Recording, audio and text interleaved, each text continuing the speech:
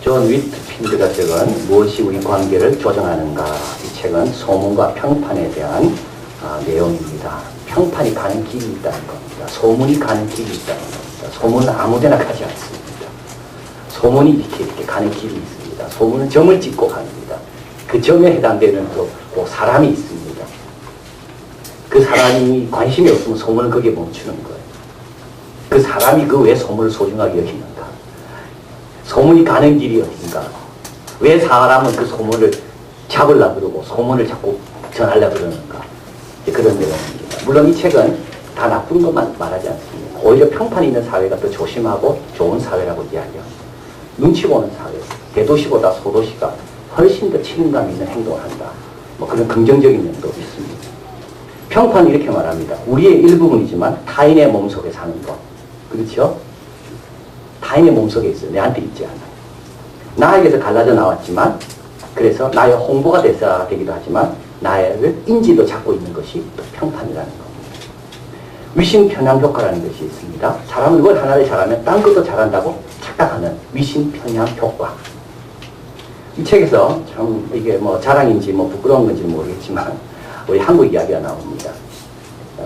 영국 런던 교회 뉴몰든, 저도 뉴몰든을 가봤는데요. 한인들이 많이 살고 있습니다. 뉴몰든, 이 사람은 뉴몰든이 유럽에 있는 한인들이 제일 많이 모여있는 곳이 뉴몰든이라고 이야기합니다. 근데 왜 한인들이 거기 모이게 됐는가? 이 위신 편향 효과 때문이다. 1960년도에 주영 대사가 자기 집을 거기다 세웠기 때문에, 거기 자기 거주할 곳을 거기다 정했기 때문에 사람들은 그 동네가 좋은가 보다 하고 다 그리 이사 갔다는 겁니다. 그래서 한인들이 유럽에 최대로 밀집되어 있는 곳이 어디냐면 영국의 뉴몰든이라고 이 저자는 소개합니다. 이게 바로 위신 평가가 주는 효과라는 겁니다. 평판이 주는 효과. 그래서 평판은 영향을 미치는 구심점의 역할도 한다는 겁니다. 그래서 또 나쁜 평가는 자기를 인질로 사로잡는 채찍과 같은 회초리 같은 역할을 하는 것이 평판입니다. 근데 평판은 중요한 게 내가 어떻게 할 수 없는 거예요. 나를 떠나 있는 것이 평판이라는 겁니다. 그런데 이제 이 저자는 입소문을 가장 많이 타는 것은 긍정적인 내용이 아니라 부정적인 내용이라고 말합니다. 긍정적인 내용은 사람들께 많이 안 전한다는 거예요. 부정적인 내용은 전하기를 너무 좋아한다는 거예요. 그리고 사람은 부정적인 내용은 오래 기억한대요. 이게 5대1의 법칙 아닙니까? 부정적인 것보다 선한 것보다 5배 강한 겁니다. 여러분 꼭 잊어버리면 안 됩니다. 아무리 여러분 칭찬 들어도요, 남이 책망하는 소리 하나 들으면 그 책망하는 소리만 기억하지 칭찬했던 소리는 잘 기억 안 합니다. 잘했다는 소리 아무리 많이 해줘도 왜 그러냐라고 지적 한번 하면 왜 그랬냐 지적당하고 그것만 기억하지, 사람은 내가 그 사람이 나를 이렇게 칭찬했구나 그건 기억 안 합니다. 이게 5대1의 법칙입니다. 그 사람은요 성향이 좀 삐뚤어져 있기 때문에 그런 걸 너무 좋아하고 그런 걸 너무 그 힘이 인간에게 너무 크게 발휘한다는 거.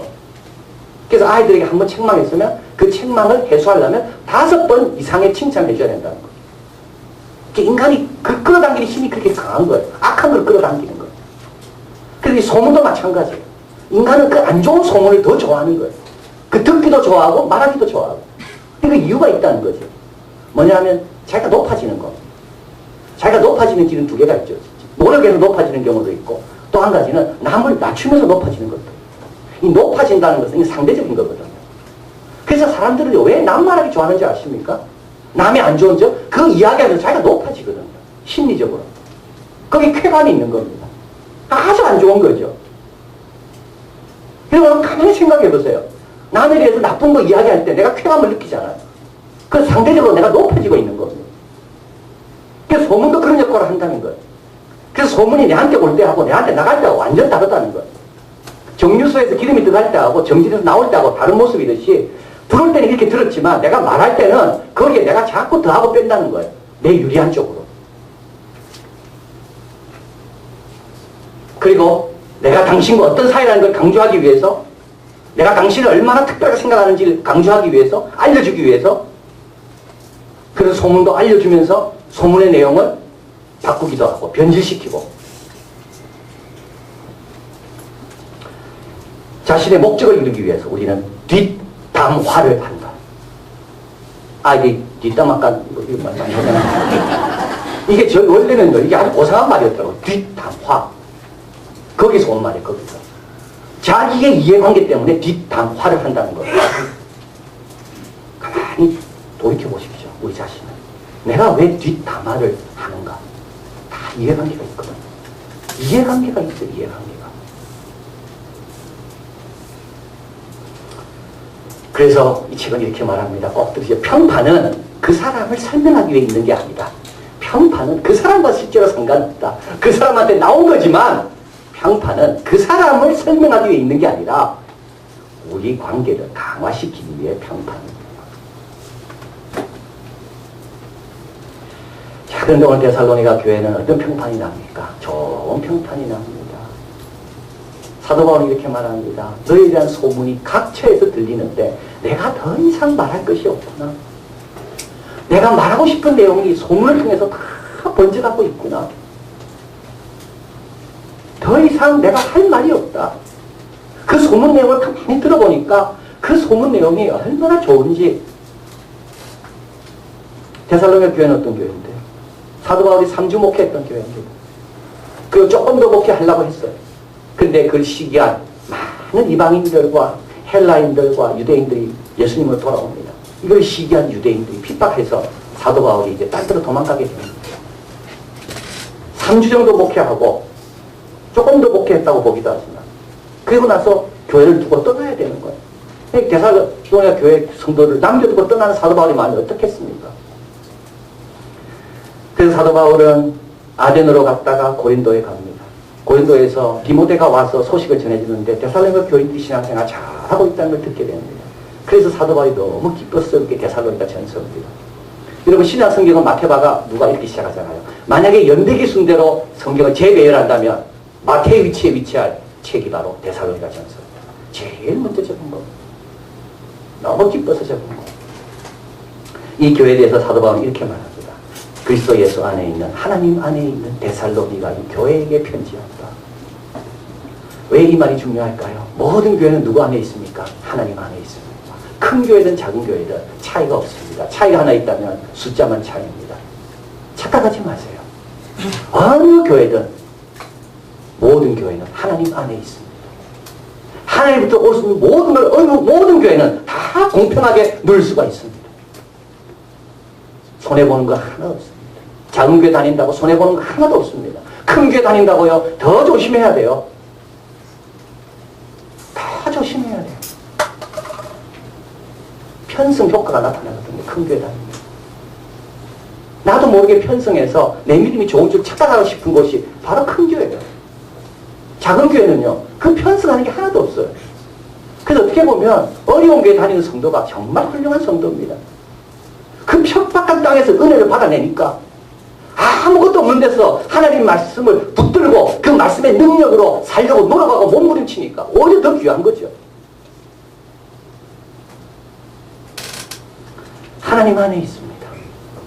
왜 이 말을 강조합니까? 사도 바울은 염려하지 않는다는 것. 자기가 없어도 데살로니가 교회는 하나님 안에 있으니까.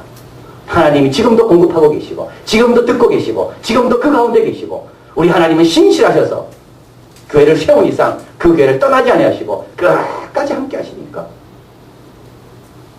하나님 안에 있기 때문에 교회는 어떻습니까? 오늘 본문에 말합니다. 3절 같이 있습니다.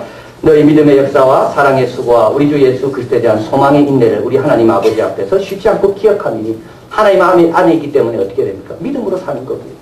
보이는 걸로 사는 게 아니고요. 이건 일하는 방식을 말합니다. 여러분 일하는 방식을 보면요. 그 사람이 누군지 알 수 있습니다. 그 사람이 어떤 사람인지 알려면 딱 두 가지만 보면 됩니다. 하나는 그 사람과 가까운 사람 보면요. 그 사람이 누군지 알 수 있어요.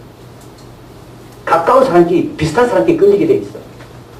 내가 누군지 알고 싶죠. 여러분 그럼 자기는 잘 못 봅니다. 내하고 가까운 사람이 누군가 한번 보세요. 그게 나예요. 나.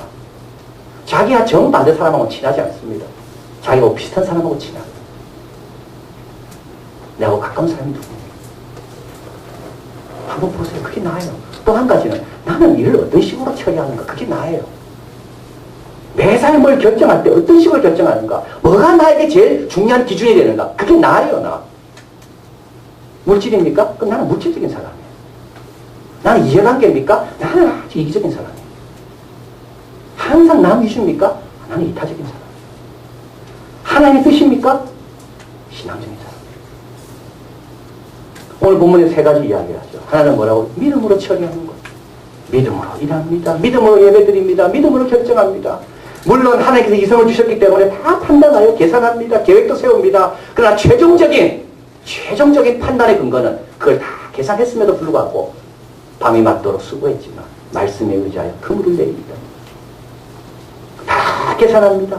그러나 홍해 앞에 왔습니다. 주님이 건너라면 그래서 건너는 거예요. 여리고 앞에 왔습니다. 그 여리고 성은 굳게 닫혔고 성에는 장군들이 있는 거 다 압니다. 그러나 주님께서 돌아라 하면 도는 거예요. 교회도 마찬가지입니다. 믿음으로 합니다. 예배도 믿음으로 드리고 봉사도 믿음으로 하고 그 다음에 사랑의 수고가 되어 있죠. 윌리엄 바클레이는 말합니다. 수고는 수고지만 사랑이 들어간 수고는 영광이 있는 수고다. 사랑으로 수고하는 것은 영광 가운데 있기 때문에 피곤하지 않습니다. 우리 교회 와서 여러분이 사랑을 배워야 돼요. 사랑하는 법을 배워야 돼요. 그래서 교회 생활이 어려운 이유가 여기 있습니다. 주님께서 사랑 배우라고 가시 같은 것을 경험하게 하거든요. 여러분 이상하게 생각하면 안 돼요. 사랑은요 시험 받으면서 큽니다. 사랑은 절대 그냥 안 큽니다. 사랑은 시험 문제를 풀면서 크는 것이 사랑입니다. 내 사랑이 커지려면 시험 앞에 서야 되는 거예요. 그게 교회 앞에 와서 하나님은 사랑이니까 여기서 우리는 뭐든지 사랑으로 해결해 보려고 사랑으로 한번 풀어보려고 사랑으로 일해보려고 그게 바로 하나님 안에 있는 교회의 모습인 거예요. 그리고 마지막으로 소망 가운데 기다린다 되어 있습니다. 항상 마지막은 소망입니다. 꼭 기억하시길 바라요. 믿음으로 일하죠. 사랑으로 헌신했습니다. 열매가 없을 수 있는 거예요. 그때 뭐 하라고요? 소망 가운데 기다립니다. 소망은요 하나님의 여지를 남겨두는 게 소망입니다. 내가 다 하면 소망할 필요가 뭐가 있겠어요? 내가 다 했지만 이제 하나님께서 역사할 여지를 남겨두고 하나님께 맡기는 거 그게 소망이에요. 그래서 소망은 자기 한계를 아는 사람이 소망하는 거예요. 너무 내 뜻대로 돼야 된다는 사람이 있죠. 이런 사람들은 금방 실망하고 좌절하고 분노합니다. 금방 지칩니다. 그러나 최선을 다하지만 하나님 여지를 남겨둬요. 하나님이 때가 되면 이루실 거야. 자, 그래서 하나님 안에 있는 교회는 믿음으로 일하고 하나님은 사랑이기 때문에 사랑을 자꾸 배우려고 몸부림치고 그리고 다 했습니다만 다 했어도 하나님 역사하실 것을 믿고 그분에게 다 맡기는 거예요. 내 수고가 헛되지 않는다. 내 기도가 헛되지 않는다. 내 봉사가 헛되지 않는다고 다 맡깁니다. 그리고 기다리는 거예요. 이 기다린다는 말이 바로 그 뜻이에요. 내 한계를 아는 것. 자, 그래서 교회는 이렇게 특별한 곳입니다. 크든 작든 어디에 있든 데살로니가에 있든 노원구 하계동에 있든 뭐 공릉동에 있든 어디에 있든 교회는 다 하나님 안에 있다. 거기서 믿음 배우고 소망 배우고 사랑 배운다. 세상에 그런 학교는 교회밖에 없다. 이 교회는 어떻게 세워집니까? 오늘 본문의 이야기입니다. 5절 같이 있습니다. 우리의 복음이 말로만 너에게 이른 것이 아니라 오직 능력과 성령과 큰 확신으로 된 것이 사도 바울이 가서 복음을 전하면서 교회는 세워졌습니다. 진리의 기둥과 터입니다. 교회는 말씀 없이는 교회는 존재할 수가 없습니다. 사도 바울이 복음을 전해줬기 때문에 데살로니가 교회가 출발하게 된 거예요. 복음을 받은 사람들이 모여서 교회가 된 거예요. 교회가 될 수 있던 유일한 근거 그 하나가 있다면 그건 바로 말씀이 임했기 때문에 앞으로도 마찬가지입니다. 우리 가운데 말씀이 계속 들려져야 되고 말씀을 계속 배워야 되고 말씀을 계속 전해야지만이 우리 진리의 기둥과 서로 건재하는 거지 말씀이 약하되면 안 되는 거예요. 말씀이 흥황해야 됩니다. 사도 바울은 확신 가운데 전했다 되어 있습니다. 4절 같이 있습니다. 하나님의 사랑을 받은 형제들아 너희 택하심을 아노라. 이 가운데 택한 자가 있다라고 믿었기 때문에 확신 가운데 거합니다. 그리고 또 말씀을 잘 들었습니다. 데살로니가 교회 교인들은 2장 13절 앞에 있습니다. 이러므로 하나님께 쉬지 않고 감사하면 너희가 우리에게 들은 바 하나님의 말씀을 받을 때 사람의 말로 아니하고 하나님의 말씀으로 받으니 진실로 그러하다. 이 말씀이 또한 너희 믿는 자 속에서 역사하노라. 다 말씀이 빚어낸 거예요. 태초에 말씀이 있습니다. 빛이 있으라 하시면 빛이 있으니 그대로 되니라. 왜 그게 그게 창세기 1장 1절에 나올 거예요. 창세기는 바벨론 포로 때 지어진 말 아닙니까? 내용 아닙니까? 바벨론 포로 때 흑암이 깊고 공허하고 소망이 있을까? 이때 하나님께서 모세를 통해 주신 말씀을 기록하게 하신 겁니다. 걱정하지 마라. 내 한마디면 어두운 가운데 빛이 비친다. 세상은 말씀으로 된 거예요. 자, 이 교회도 말씀이 떨어지면서 말씀을 들으면서 말씀에 반응하면서 진실로 그러하더라. 이 말씀이 너희 속에 역사하는구나. 이 말씀을 통하여 교회가 세워지고 교회가 하나님에 있는 공동체로 거듭납니다. 자, 그리고 또 한 가지가 있습니다. 그건 바로 성령입니다. 6절 같이 있습니다. 많은 환난 가운데도 성령의 기쁨으로 도를 받아. 그래서 말씀과 성령은 같이 갑니다. 우리 성령께서는 역사하는데요. 성령의 역사는 도구가 있습니다. 말씀은 성령의 뭐라 되어 있습니까? 성령의 검이라 되어 있잖아요. 말씀이 많은 곳에 성령이 많은 겁니다. 오순절날 마가다락방에서 120명이 기도할 때 성령이 임하시면서 예루살렘 교회가 시작된 겁니다. 자, 그런데 여러분 오늘 본문의 9절에 가보면 너희가 어떻게 우상을 버리고 하나님께 돌아와서 사시고 참되신 하나님을 섬기며 죽은 자 가운데 달리 살리신 그의 아들이 하늘로부터 강림하심을 기다린다고 말해요. 이건 회심에 대한 내용입니다. 이 회심이 어떻게 일어났습니까? 바로 성령의 역사 가운데 일어난 겁니다. 고린도 교회 교인, 데살로니가 교회 교인들이 똑똑해서요? 영적으로 뛰어나서요? 아닙니다. 성령께서 이들에게 지혜도 주시고 능력도 주시고 분별할 수도 도와주시고 그래서 보이지 않는 예수님은 다시 강림하시면 기다리게 되고 죄로부터 벗어났지만 마음대로 살지 않고 하나님의 종으로 하나님의 뜻대로 사는 그런 자신을 드리게 되고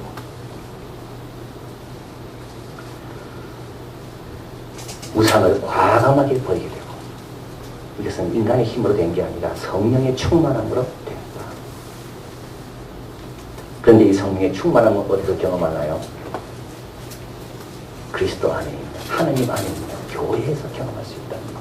왜냐하면 성령은 하나님의 영이니까.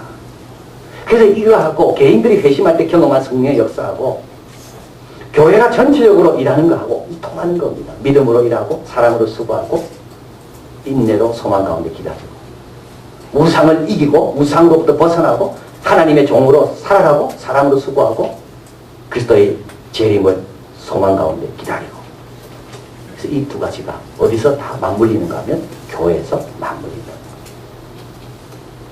어떻게 해야 됩니까? 어떻게 해야 됩니까? 하버드 대학 정치학 교수 로버트 퍼트남은 나홀로 볼링이라는 책에서 다시 연계함을 강조합니다. 이 나홀로 볼링은 볼링 이야기가 아닙니다. 볼링 이야기가 아닙니다. 이분의 책을 가만히 읽다 보면 이분은 꼭 기독교인 것 같아요. 이 책은 미국 정치학 교과서입니다. 그래서 미국 정치가 새로워지기 위해서는 어떻게 해야 되는가, 어떤 방법을 찾아야 되는가, 그러면서 미국 역사를 쭉 더듬고 지금은 어떤 변화에 와 있는가. 근데 지금의 미국은 이 책이 2000년도에 나왔습니다. 그래서 베스트셀러가 되고 이분의 논문이 나홀로 볼링이라는 논문을 보완해서 쓴 책이 나홀로 볼링이라는 책입니다. 이 책의 내용은 그렇습니다. 과거에 미국 사람들은 볼링 치러 갔을 때 대화했다는 거예요. 근데 지금은 볼링 치러 가서 대화하지 않는다는 거예요. 볼링은 치지만 볼링 치는 인구가 9,100만 명이랍니다. 투표하는 숫자가 같대요. 근데 볼링 리그에는 안 들어간다는 거예요. 과거에는 들어갔지만. 나 홀로 볼링. 왜 미국 사람들은 갈수록 안 모일까? 모이는 걸 주저할까? 모여야 된다는 거예요. 이 사람 말로는. 모여야 거기에서 사회성이 개발된다는 거예요. 사회성이 개발돼야 사회가 든든해진다는 겁니다. 자기 혼자만 챙겨가지고는 이 소셜 캐피탈이라는 사회적 자본이 형성되지 않기 때문에 서로 의심하게 되고 불필요한 주의와 관심과 노력이 비용이 들기 때문에 사회의 효율성이 떨어진다는 거예요. 그 사회가 제대로 잘 운행하고 거기 있는 자녀들과 학생들이 공부를 잘 하려면 사회적 유대가 든든해야 된다는 겁니다.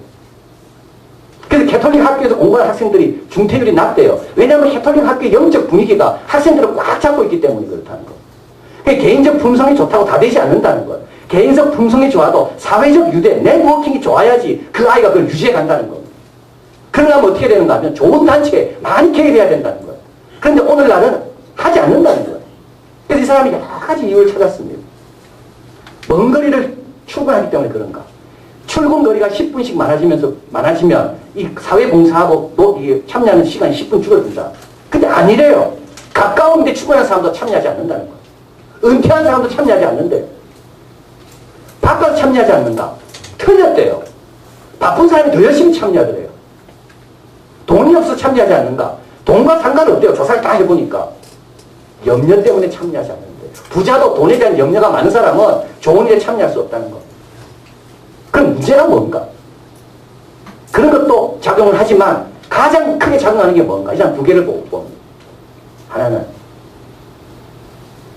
오락 때문이랄까, TV. TV가 오면서부터 미국 사회가 변했다. TV에서 시간을 너무 많이 보내고 있다. TV를 보기 시작하면 사람은 밖으로 안 나간다. 나 홀로 TV잖아요. 여러분, 오락에 얼마나 시간을 많이 들이는가 한번 가만히 생각해 보십시오.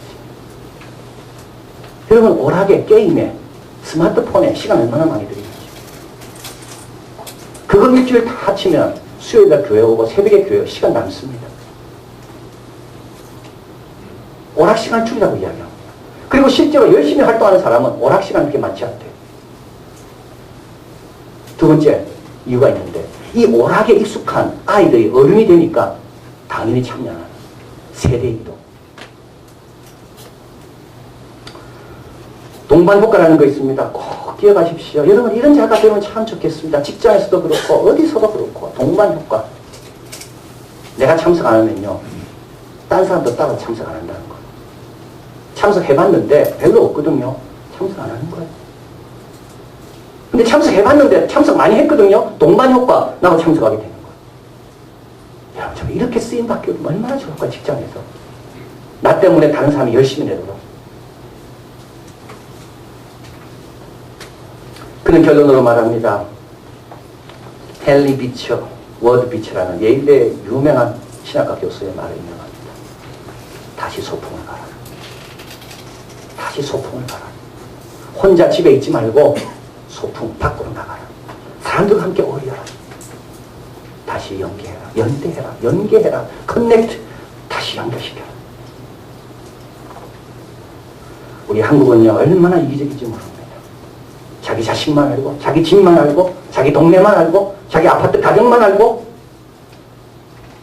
모두 의심하고 모두 불신하고. 우리 교회에서부터 그러면 안 됩니다. 더 열심히 모여야 돼요. 이분은 교회를 이렇게 이야기합니다. 모든 선한 일의 저수지와 같은 곳이 교회다. 교회에서 미국의 사회에 좋은 소셜 캐피탈을 교회에서 많이 퍼날랐는데 지금 미국 교회는 저수지에 물이 고갈되고 있다. 여러분 바쁘다고 말하지 말고 줄일 수 있는 게 뭔가 한번 보십시오. 그리고 나와야 돼요. 교회는 주님 안에 있잖아요. 여기 나오면 주님께서 은혜를 주시는 거예요. 그리고 또 한 가지 있습니다. 시편 5편 8절 같이 있습니다. 여호와여 나의 원수들을 인하여 주의 의로 나를 인도하시어 주의 길을 내 목전에서 곱게 하소서. 여러분 이 시인이 이 기도를 어디서 하고 있습니까? 성전 안에 들어와서 하고 있습니다.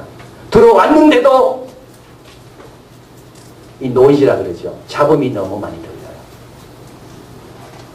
집중할 수 없는 잡음들이 너무 많이 들려요. 들어왔는데도 원수 생각이 많다 보니까 하나님이 안 보여요. 그래서 이 시인은 기도하는 겁니다. 여호와여 나의 원수들을 인하여 주의 의로 나를 인도하소서. 들어왔지만 주님 계속 내가 주님의 인도가 필요합니다. 들어왔지만 주의 목전을 곱게 하기 위해서는 주님께서 도와주셔야지만이 들어와도 주의 목전을 향하여 곱게 나갈 수 있습니다. 들어왔다고 들어와서 기도하는 사람 많거든요. D.L. 모디 선생님 설교에 나옵니다. 인도에서 돌아온 몇 분이 런던에서 식사를 했습니다. 이때 회의론자였습니다.